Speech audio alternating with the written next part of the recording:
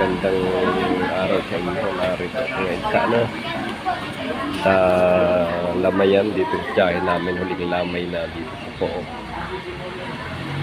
Yan ang siya ay Castillo Lanes, pero siya ay isang buo ng aking lamay. Yan, lamay. At yung mga kamag-anak namin.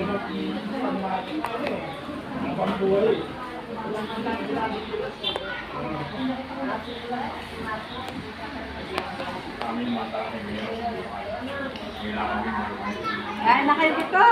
At katatapos lang. Oo, ngayon lang naluto eh. Kaya ngayon lang naglabas. Kay ano pa, busog na.